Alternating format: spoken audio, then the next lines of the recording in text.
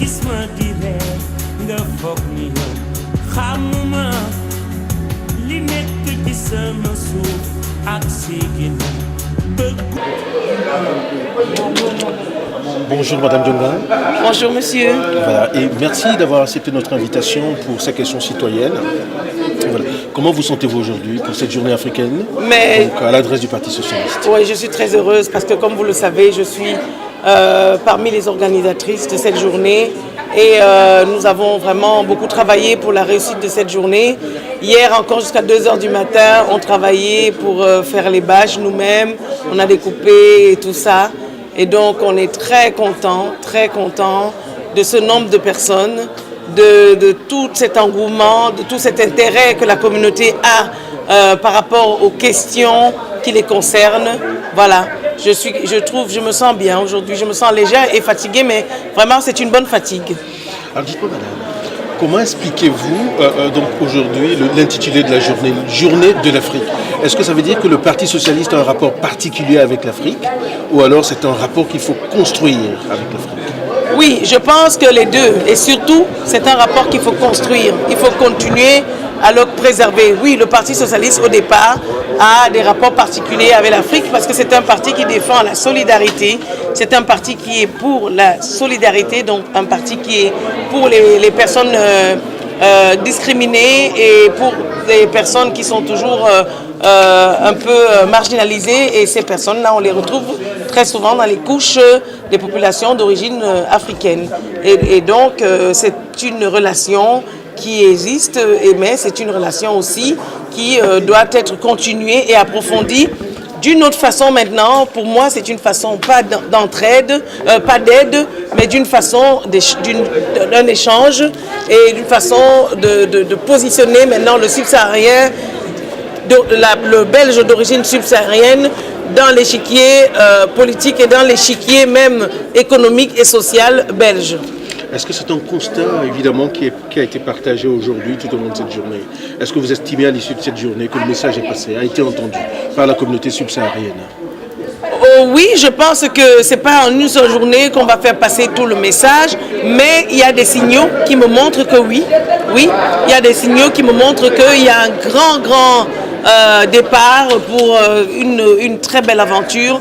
Et dans le cadre de la reconnaissance de la personne d'origine subsaharienne tel qu'acteur économique à part entière et acteur social et acteur politique à part entière. Alors, n'en déplaise des observateurs de la vie publique, donc des observateurs avertis de la vie publique belge, jugent malgré tout qu'il y a une très petite visibilité de la communauté subsaharienne à des postes de direction politique, donc à des postes évidemment de management politique, notamment des postes d'élus. Est-ce que c'est le même constat que vous tirez? Est-ce que finalement c'est un constat sévère ou c'est un constat finalement qui n'a pas lieu d'être? Non, c'est vrai, ça on ne peut pas le nier. Hein. Quand quelque chose est blanc, on dit que c'est blanc. C'est vrai qu'il faut plus de représentativité à des postes politiques, à des postes plus visibles des personnes d'origine subsaharienne.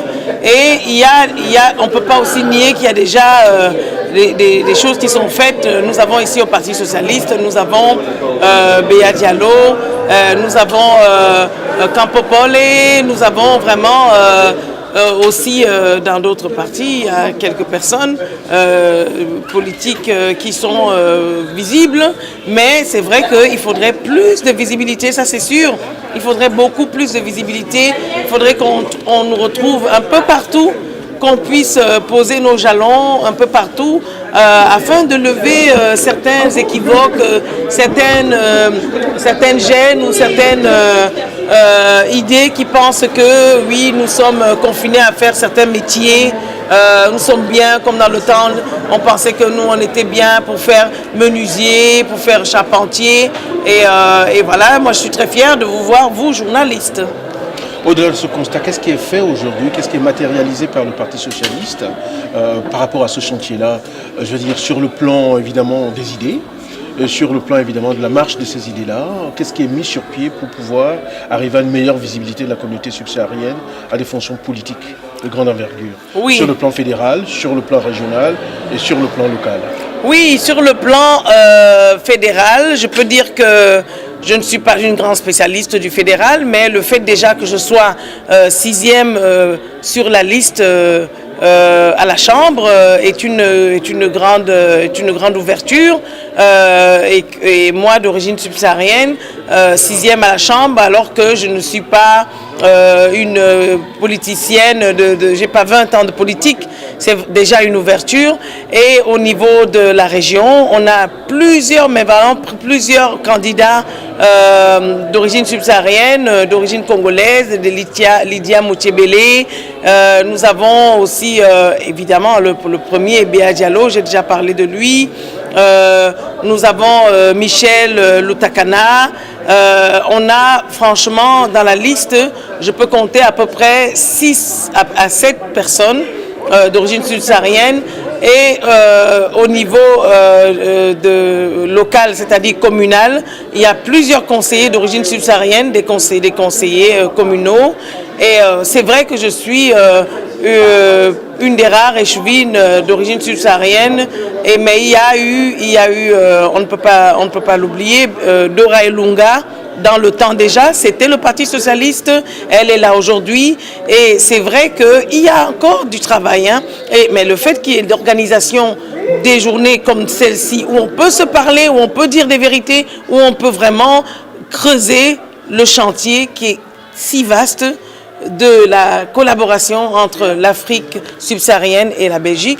Des journées comme celle-ci sont tout à fait indiquées et tout à fait nécessaires et le Parti socialiste a promis de continuer et que ce serait chaque année, il y aurait des journées de débat pour voir dans lesquelles on peut déjà voir faire le bilan des années précédentes. Est-ce qu'on a avancé par rapport à ce qu'on a décidé aujourd'hui et dans lesquelles on peut encore faire des propositions et c'est comme ça que chaque année on va construire un petit peu.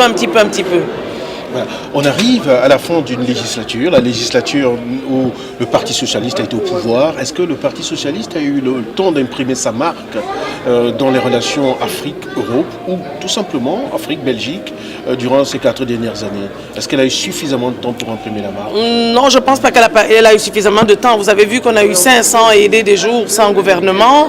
C'est une législature qui a été raccourcie parce que il y a eu d'abord le temps de former le gouvernement grâce au Parti socialiste. Il a pu y avoir un gouvernement, mais le temps a été court. Ça, je suis d'accord pour mettre tout sur pied. Mais comme je vous dis, il y a des ébauches qui ont été faites. Vous pourriez interroger M.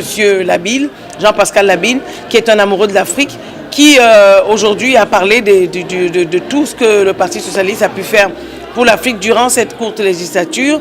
Et pour les subsahariennes étant en Afrique, c'est quand même assez long parce que notamment dans le plan SIDA, on a, vous savez que l'Afrique paye le lourd tribut du sida parce que on garde encore des taux élevés, 67% dans la population, c'est énorme, pendant que dans certains endroits, on n'a même pas 5%.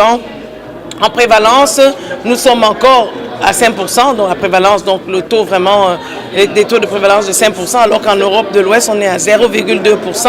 Et donc, on a mis en place, notamment Mme Onkelins a mis en place une politique de prise en charge des primo-arrivants d'origine subsaharienne en ce qui concerne cette maladie qui est le sida. Et ce plan, je peux vous dire que le directeur de l'ONU SIDA a qualifié ce plan de vraiment un plan très opportun, d'un plan vraiment tout à fait indiqué pour la lutte contre la propagation du sida et aussi la prise en charge des personnes sidéennes. Madame Dionka, nous arrivons à la fin de cet entretien. Quel est le message que vous avez à l'adresse de la communauté subsaharienne, donc à l'oreille même de ces élections? Quel est le message que vous souhaitez leur passer? Le message que je souhaite passer est simple. Moi, je pense qu'aujourd'hui, et je l'ai déjà dit, la personne d'origine subsaharienne doit marcher en Belgique la tête haute. La personne d'origine subsaharienne ne doit plus regarder le sol en marchant, comme on voit beaucoup de personnes, tellement le poids de tout, le poids de la discrimination, le poids du rejet est en elle. Aujourd'hui, la personne d'origine subsaharienne doit savoir qu'elle fait partie de ces acteurs économiques, sociaux et politiques de ce pays et que cette personne-là, si elle n'avait pas été là, il y aurait autre chose, mais qu'elle contribue positivement à l'évolution de ce pays et donc elle doit ne pas hésiter d'exiger, de demander et d'avancer. Donc elle doit vraiment aujourd'hui marcher la tête haute. Je vous remercie pour l'entretien. Merci monsieur, merci. Et je vous souhaite une très bonne campagne. Merci beaucoup, merci pour m'avoir écouté.